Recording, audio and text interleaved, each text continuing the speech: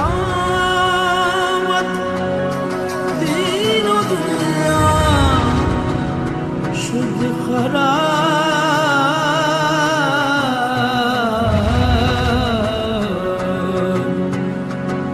عشق آمد در دو عالم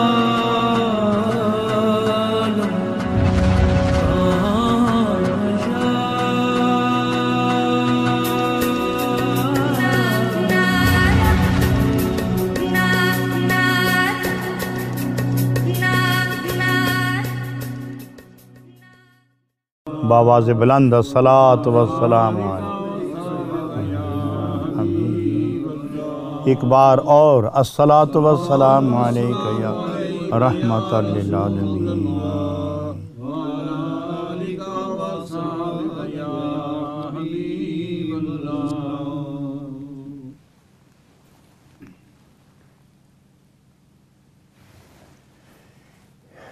قابل احترام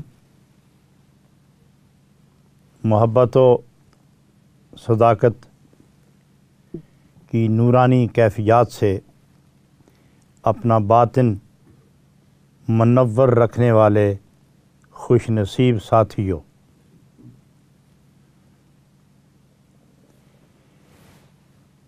میں آپ کے سامنے مثنوی شریف کے حوالے سے پھر حاضر ہوں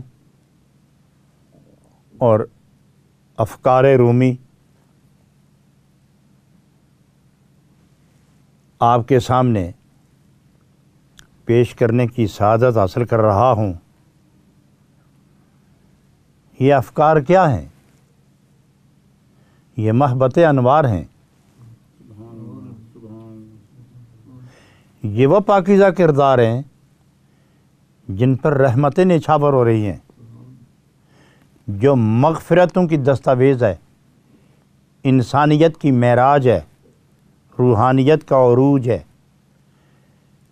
نفس کی ہلاکت ہے، دل کی زندگی ہے، روح کی تابانی ہے، محبوب کے وصل کی ارزانی ہے، نہ ختم ہونے والی شادمانی ہے، انسانی زندگی میں خوبصورت کامرانی ہے، حضرات گرامی روحانیت کی تابانی ہے، اور میرے اور آپ کے مستقبل کی درخشانی ہے۔ میں پھر جناب رومی کے حوالے سے اپنے اور آپ کے درمیان مجلس حسن گفتگو قائم کر رہا ہوں۔ توجہ فرمائیں کہ جناب رومی ساری کیفیت کو بیان کرنے کے بعد آپ نے جن نعمتوں کو شمار کر کے سامنے رکھا ہے ان کے زوال کے اسباب بتا رہے ہیں۔ مکان تو تعمیر ہوا، اس کو گرنے، اس کے تباہ ہونے، اندر رکھے سجے سجائے مال کو چوروں سے بچانے، اس مکان سے وابستہ آدمی کو آرام سے رہنے کہ وہ قابل قبول اور ناقابل تردید حقیقت آشنا اصول بیان فرما رہے ہیں، اور فرماتے ہیں کہ اے خوش نصیب، جب تمہیں یہ دولت مل گئی نا تو یاد رکھ کہ اس دولت کو چرانے والے چور بھی بڑے تیز ہیں، اور جب چور مکان کے اندر داخل نہ ہو اور وہ تجربہ کار ہو کہ کسی جانب سے میں مکان کے اندر داخل نہیں ہو سکتا، تو پھر وہ مالک کے مکان سے دوستی لگاتا ہے، پھر وہ اس کا رازدار بنتا ہے، پھر وہ گھر کے تہ خانے اور بالا خانے سب دیکھتا ہے، پھر اس کا سامان ٹٹولتا ہے، داخل ہونے اور نکلنے کے راستے، اسباب، ذرائع، اوقات، اس کی ترتیب قائم کرتا ہے۔ تو جناب رومی رحمۃ اللہ علیہ فرماتے ہیں کہ جب تمہیں یہ ذکر و فکر اور پیار اور محبت، عشق و سرور کی دولت مل جائے تو اس کا ڈاکو شیطان ہے، وہ قزاق لٹیرا، وہ چور، وہ انسان کی عزت کا دشمن، وہ انسان کی انسانیت کا دشمن، وہ بندے کو خدا سے دور کرنے کا ایک عہد لیے ہوئے، ایک وعدہ لیے ہوئے مصروف عمل رہتا ہے۔ تو دیکھتا ہے کہ یہاں مجھے اندر گنجائش نہیں ہے، تو پھر آہستہ آہستہ بندے کے قریب ہو کے پھر اس کو دو چیزیں اس کے اندر ڈالتا ہے، پہلے تکبر پھر حسد،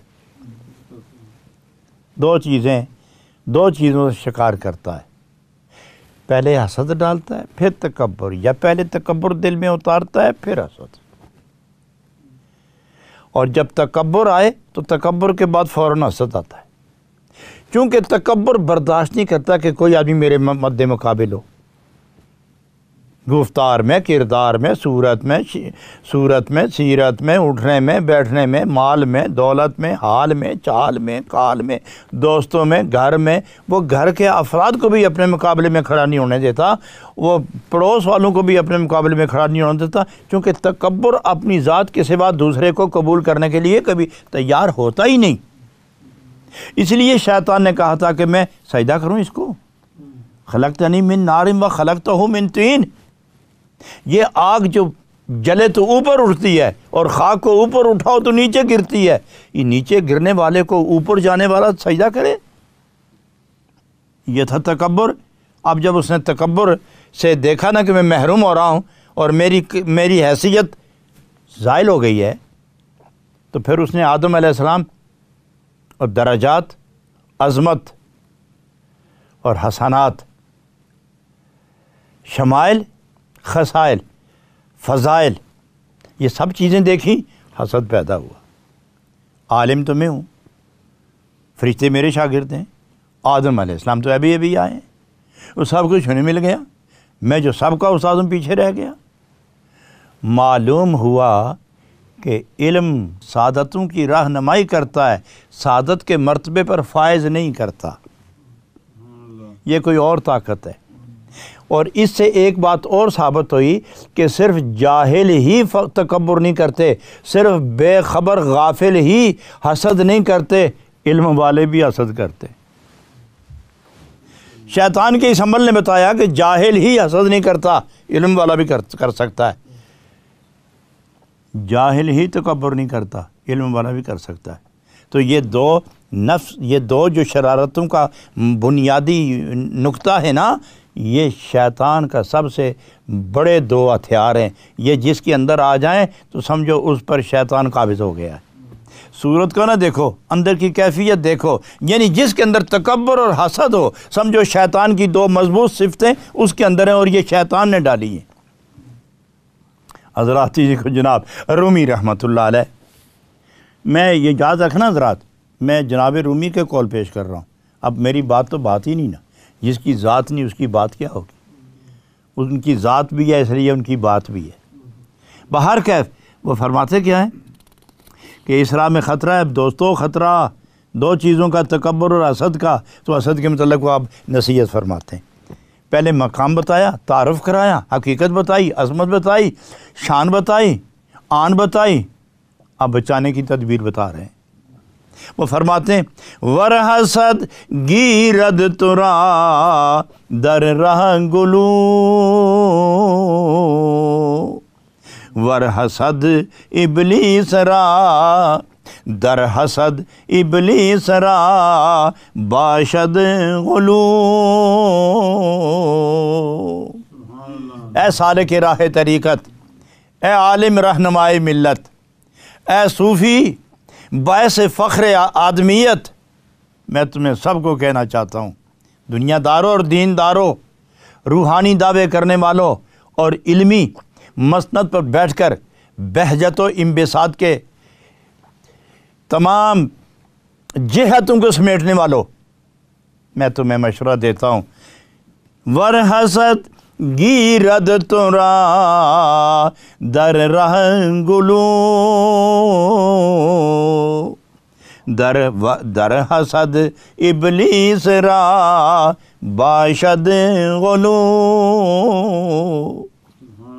رائے طریقت میں، رائے محبت میں، رائے عشق میں، پیار کی راہ میں چلتے ہوئے اگر تمہارے اندر حسد آ گیا، حسد نے تیرا راستہ روکا، حسد نے تیری گردن پکڑ لی، حسد نے تیرا دل میلا کر لیا، حسد نے تیری آنکھوں کا رخ بدل لیا، تو یاد رکھنا کہ یہ تیرا فعل نہیں ہے، یہ تیری عادت نہیں ہے، تیری اس سے نسبت نہیں ہے، تیرا اس سے تعلق نہیں ہے، یہ تیری صفت نہیں، یہ شیطان کی صفت ہے. اور اگر حسد تیرے اندر آ گیا تو سمجھ تیری کوئی اندر کیا حسین جذبہ ختم ہو گیا جس بنا پر شیطان نے حسد تیرے اندر ڈال لیا ہے. حسد ابلیس کی سب سے بڑی قوت ہے، اور یہی انسان کے اندر حسد ڈال کر بندے کو رائے حق سے دور لے جا کر اپنا ساتھی بنا لیتا ہے. حضرات گرامی، یہ جناب رومی رحمۃ اللہ علیہ ویسے تو نہیں فرمایا. حضور نبی اکرم صلی اللہ علیہ وسلم، بابا سے بلند پڑھیے صلی اللہ علیہ وسلم یا نبی اللہ. نبی اکرم علیہ السلام نے فرمایا، یہ یاد رکھو کہ حسد اس طرح نیکیاں کھاتا ہے، حسد اس طرح نیکیوں کو کھا جاتا ہے. الحسد یاکل الحسنات کما تاکل النار الحطب. جس طرح آگ لکڑی کو کھا کے بھسم کر دیتی ہے، اس طرح حسد نیکیوں کو جلا کے ختم کر دیتا ہے. تم نیکیاں کرتے رہو، حسد نہ چھوڑو. تم نیکیاں کرتے رہو، حسد نہ چھوڑو. نمازیں پڑھو، طواف کرو، رکوع کرو، سجود کرو، تلاوت کرو، تہجد پڑھو، مگر حسد نہیں چھوڑتے تم. تو گویا یہ نیکی اندر آتی جاتی ہے، حسد کی آگ اس کو کھاتی جاتی ہے. تو کیا تیری نیکی اور کیا تیری بندگی اور کیا تیری زندگی. اس لیے بہتر ہے کہ استغفار کی کثرت کرو، لا حول کی کثرت کرو. جب حسد آئے دوسرے کے متعلق تو توبہ کرو. اس کی وجہ یہ ہے کہ جس کے ساتھ حسد کرو گے نقصان تو اس کا نہیں ہوتا، نیکیاں تو تیری ہی، اے حسد کرنے والے نیکیاں تیری برباد ہو رہی ہیں. اور جس کے متعلق تم برا سوچتے ہو اس کا تو برا ہوا ہی نہیں، وہ تو ترقی در ترقی اپنی منزلیں طے کر رہا ہے، لیکن تباہی تو تیری ہو رہی ہے. اس لیے وہ فرماتے ہیں یہ شیطانی فعل ہے، شیطانی صفت ہے، اس سے جان چھڑاؤ. لا حول پڑھو، استغفار پڑھو، تیسرا کلمہ پڑھو، یا قدوسوں کی منزل پوری کرو، اور خدا کے حضور سجدہ ریزی کر کے آنسوں بہا کے خدا سے عرض کرو کہ میرے دل سے حسد نکال اور اپنے پیار کی جوت جگا دے. آگے جا کے ارشاد فرماتے ہیں عقبۂ زی صحب تر در راہ نے اے خنک آنکش حسد ہمراہ نے اے خنک آنکش حسد ہمراہ نے. عقبہ کہتے ہیں گھاٹی کو، اور صوب کہتے ہیں مشکل کو. اس راہ میں جو سب سے مشکل گھاٹی ہے، اس راہ محبت میں، راہ اذکار میں، محبوب کی طرف جانے میں جو سب سے مشکل مرحلہ ہے طے کرنے کا، وہ یہی حسد ہے. یہ مشکل گھاٹی ہے.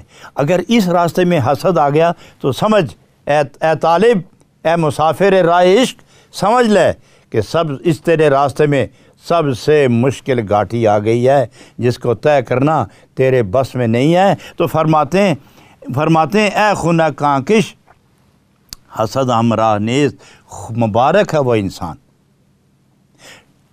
ٹھنڈا ہے دل اس کا، ٹھنڈی ہیں آنکھیں اس کی، خوش نصیب ہے وہ انسان، بلند بخت ہے وہ انسان کہ جس کے دل میں حسد نہیں مروت ہے، جس کے دل میں حسد نہیں محبت ہے، جس کے دل میں حسد نہیں ہمدردی ہے، جس کے دل میں حسد نہیں عشق کی تپش ہے، جس کے دل میں حسد نہیں طلب جلوہ محبوب ہے، وہ خوش نصیب ہے.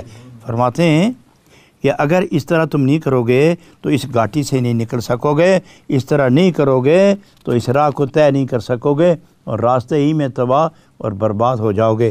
معلوم ہوا کہ یہ صرف عام آدمی کی صفت، عام آدمی کے لیے نہیں، خاص کے لیے نہیں، سب کے لیے ہے۔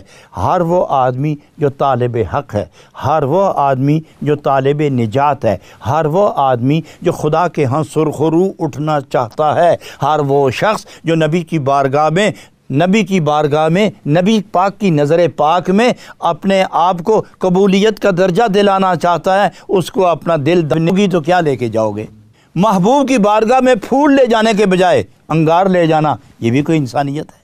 کبھی نہیں دیکھا ہم نے کہ کوئی کسی محبوب کے پاس محب گیا تو وہ انگارے لے کے گیا ہو، وہ آگ جلا کے گیا ہو۔ جب بھی گیا وہ پھولوں کے گلدستے لے کے گیا، وہ گلدستے لے کے گیا، پھولوں کے ہار لے کے گیا ہے، وہ پھول لے کے گیا ہے، وہ آگ کے انگارے لے کے نہیں گیا۔ وہ محبوب کے رحم و کرم کے نظارے دیکھنے کے لیے انگارے لے کے نہیں گیا، وہ ہار لے کے گیا۔ لہٰذا نیکیاں نہ ہوئیں تو انگارے ہی رہیں گے، کیونکہ حسد آگ ہے، حسد آگ ہے اور نیکیاں گلزار ہے۔ تم گلزار چھوڑ کر آگ کے انگارے لے رہے ہو اور پھر اپنے آپ کو کہتے ہو کہ ہم طالب حق بھی ہیں اور رہنمائے ملت بھی ہیں۔ ارے اے صوفی، ارے اے شیخ، ارے اے مولوی، ارے اے قائد، ارے اے مقتدا، ارے اے پیشوا، ارے اے راہبر، ارے اے راہبر، ارے اے طالب حق، ارے اے واجد حق، ارے اے قرب رسول کی خواہش رکھنے والے، اگر دل میں حسد ہے تو توبہ کر کے نکال لے تاکہ تیری امامت میں قوم سلامت اٹھے۔ حضرات گرامی، یہاں ایک خوبصورت بات حضرت جناب رومی رحمۃ اللہ علیہ فرماتے ہیں کہ حسد دلی کو جلاتا ہے؟ نہیں، ایسا نہیں ہے۔ آگ جب لگتی ہے نا گھر کو تو گھر کا سارا سامان جلتا ہے۔ جب گھر کو آگ لگتی ہے تو سارا سامان جلتا ہے، فرش جلتا ہے، دیواریں جلتی ہیں، چھت جلتا ہے، صندوق میں رکھا ہوا مال جلتا ہے، درہم و دنانیر جلتے ہیں، پاؤنڈ اور ڈالر جلتے ہیں، ہیرے اور موتی جلتے ہیں، انسان کا لباس جلتا ہے، انسان کی راحت جلتی ہے، انسان کا سکون جلتا ہے، انسان کی طمانینت جلتی ہے، انسان کا مزاج جلتا ہے، انسان کا راج جلتا ہے، انسان کا وہ شوق جو لقائے الہی کے لیے اسے برہم درہم ہونے سے بچا کر سلامتی سے لے کے جانے والا ہے، وہ سب کچھ تباہ ہو جاتا ہے۔ اس لیے کہ طلب دنیا میں وہ اس کا ایک پاؤں دنیا کے اندر ہے، دوسرا پاؤں طلب کی منزل میں ہے، ابھی راستے میں ہے، تو اس کا سامان لٹ جائے تو وہ بے سکون ہو جائے گا۔ نہ خدا ملا، نہ ہی تو خدا ملا اور نہ خدا کا راستہ ملا، نہ محبوب کبریا ملا، زندگی ملی سو ببال جاں بن کے بن گئی۔ اس واسطے بہتر ہے کہ تو آگ کو بجھا، اور حسد آگ ہے اور اس گھر کو آگ سے بچا لے۔ اور بڑی خوبصورت بات فرماتے ہیں، خان ماہا از حسد گردد خراب، بادشاہی از حسد گردد غراب، بادشاہی از حسد گردد غراب۔ جب آگ لگتی ہے نا تو گھر سارا جلتا ہے۔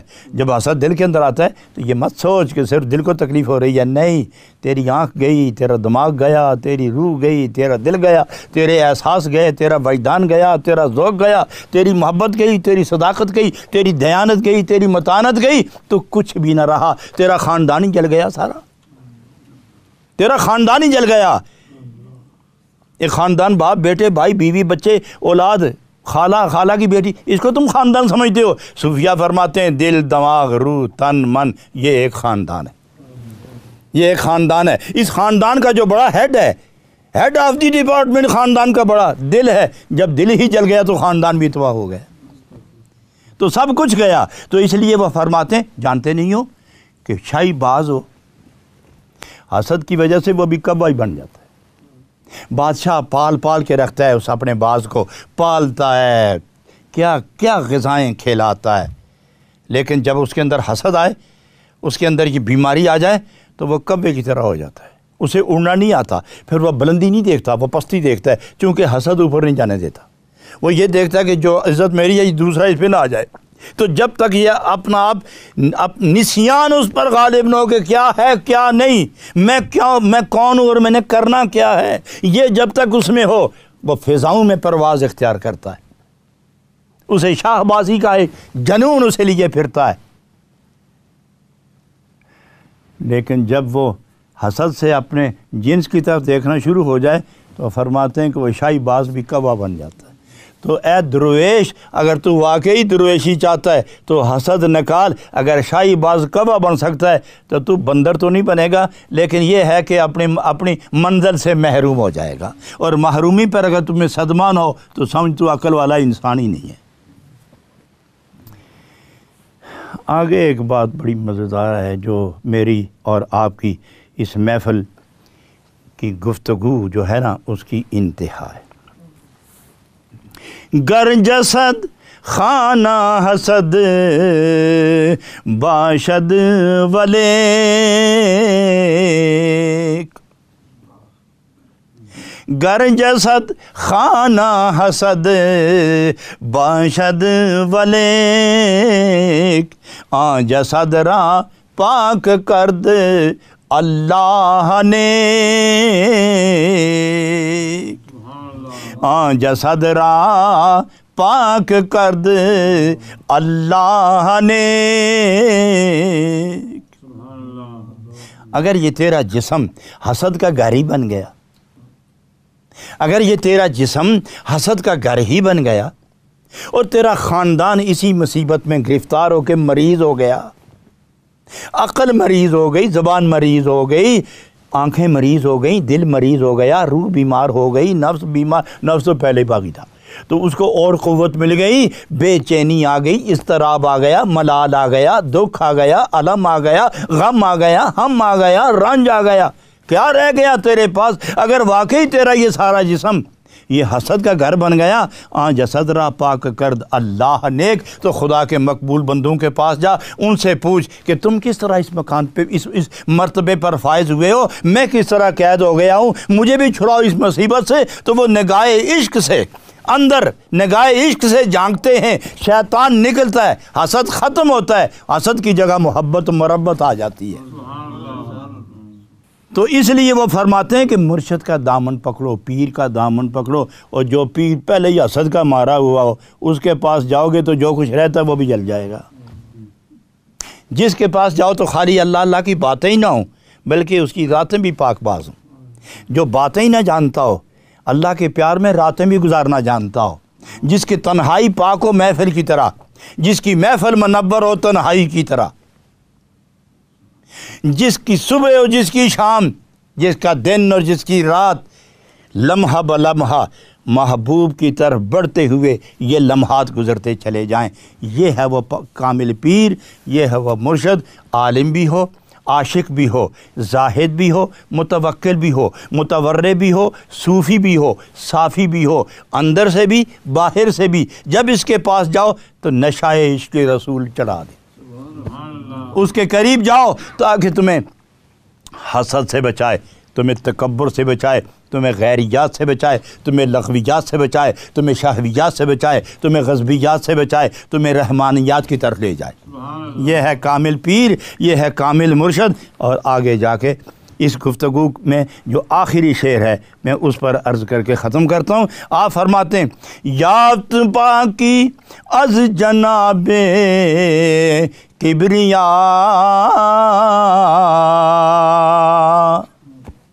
یافت پاکی از جناب کبریا، جسم پر از کبروں پر حقدوں ریا، یافت پاکی از جناب کبریا۔ جب تم اللہ اور اس کے محبوب کی طلب میں نکلو گے تو درمیان میں جو مرشد کامل ہے وہ جو اندر آپ کے جھاڑو پھیرے گا نا، جو مستی کا جھاڑو پھیرے گا، باغ صاف کرے گا، تو یہ کہنا کہ جناب کبریا نے میرا باطن پاک کر دیا ہے۔ دیکھو حضرات، اگر یہ سمجھو کہ پیر کے ہاتھ میں ہاتھ دینا اور جب وہ کہتا ہے مراقبہ کرو، یہ کرو، وہ پاک ہوتا ہے، تو یہ خدا کرتا ہے، واقعی خدا کرتا ہے۔ یہ روح کون ڈالتا ہے؟ پھر روح کون نکالتا ہے؟ یہ موت کون دیتا ہے؟ زندگی کون دیتا ہے؟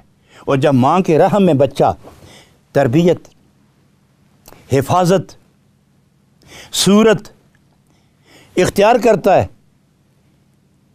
تو یہ روح کون ڈالتا ہے؟ اور جب صورت بننے سے پہلے وہ پانی کے قطرے فرشتہ جب ہاتھ پہ اٹھاتا ہے تو پوچھتا ہے رب العالمین سے اس کا مطلب کیا ارشاد ہے؟ یہ مخلوق بن کے باہر آئے گا تو اللہ فرماتا ہے فانظر الی ام الکتاب، میں نے لوح محفوظ پر لکھ دیا، دیکھو تو صحیح، وہ جیسا ہو ویسے کر دو۔ تو حضرات یہ صورت بنائے تو فرشتہ، روح ڈالے تو فرشتہ، روح نکالے تو فرشتہ، زمین سے غلہ اگائے تو زمیندار، پانی اتارے تو میکائیل، ہوائیں چلائیں تو میکائیل، فصل تیار ہو تو کاٹیں لوگ، کھلیان میں ڈالیں، مشین سے اس گندم اور بھوسا جدا کریں، مشینیں آٹا بنائیں اور اس کو گوندھ کے روٹی پکائیں اور بندے کھائیں اور کھلائیں۔ یہ کرتے مخلوق ہیں اور خالق کہتا ہے میں کر رہا ہوں۔ کہاں دیکھا آپ نے خالق؟ تو اگر یہ سب کچھ بندہ کرتا ہے اور قدرت خدا بھیج رہا ہے تو یہاں حضرت رومی فرماتے ہیں یا تو پاکی یا جناب کبریا، یہ جو دل دھوئے جا رہے ہیں اصل میں دھوتا خدا ہے، بل اللہ یزکی من یشاء، پاک خدا کرتا ہے۔ مگر میں ایک بات بتاؤں آپ کو، اب میں اگر اس کمرے کو صاف کرنا چاہوں تو میں ہاتھ سے تو نہیں کر سکتا، لازماً جھاڑو لوں گا۔ تو جب جھاڑو لوں گا تو لوگ کیا کہیں گے؟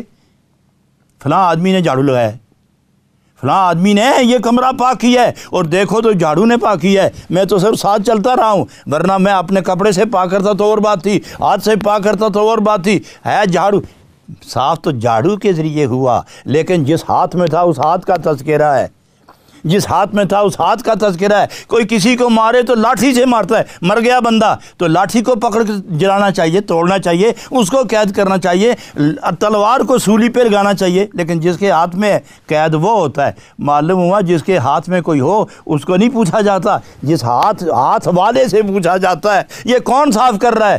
ولی اللہ کر رہا ہے، تو اصل میں کون ہے؟ خدا ہے۔ تو معلوم ہوا کہ ولی کے وجود میں خدا کی مشیت اور خدا کی قدرت کام کر رہی ہے۔ حضرات گرامی، جسم پر از کبر و پر حقد و ریا، یہ سارا جسم کبر، حسد، حقد، کینہ، بخل، بخیلی، تکبر، تن آسانی، تن بینی، خود بینی، ریا، مکاری، عیاری، دجل، فریب، چوری، جھوٹ، بکواس، کذب، یہ ساری چیزیں یہ وہ بیماری ہے جو روح کو کبھی تندرستی کی طرف نہیں جانے دیتی۔ اس ساری مصیبت کو عشق رسول، ذکر خدا کا جھاڑو لے کر ولی اللہ صاف کر دیتا ہے۔ اس لیے کہتے ہیں کہ ولی اللہ کے ہاتھ میں ہاتھ دو تاکہ تمہیں اس مصیبت سے چھڑائے اور تمہیں خدا سے ملائے اور تمہیں انسانیت کا نشہ چکھائے، تمہیں عشق رسول کے نشے میں وہ غوطہ دے کہ دو عالم کی پرواہ نہ کرو، بس خود رہو اور خود خدا کے جلوے ہوں اور تمہاری ذات ہو۔ خداوند تعالیٰ آج کی یہ محفل اپنی بارگاہ میں قبول منظور فرمائے، اور میرے اور آپ کے اور ٹی وی کی وساطت سے جہاں تک یہ لوگ دیکھنے والے سب کے گناہ خدا معاف فرمائے۔ دعا کیجئے اللہ رب العالمین اس نور ٹی وی کو صبح قیامت تک نبی پاک کی عظمت کا گیت گانے کی سعادت عطا فرمائے، اور اس کے متوسلین، اسے دیکھنے والے، اس سے پیار کرنے والے، اس کو چلانے والے، اس کو بسانے والے، اس کے اخراجات پورے کرنے والے سب کو خدا دو جہان کی عزت، آبرو، دولت میں اضافہ، محبت میں اضافہ اور نیکیوں میں اضافہ، حسنات میں اضافہ، برکات میں اضافہ، پچھلے گناہوں کی معافی، آئندہ آنے والی زندگی میں قبولیت و بلند درجات خدا نصیب فرمائے۔ ربنا تقبل منا انک انت السمیع العلیم وتب علینا انک انت التواب الرحیم وفوض امری الی اللہ ان اللہ بصیر بالعباد برحمتک یا ارحم الراحمین۔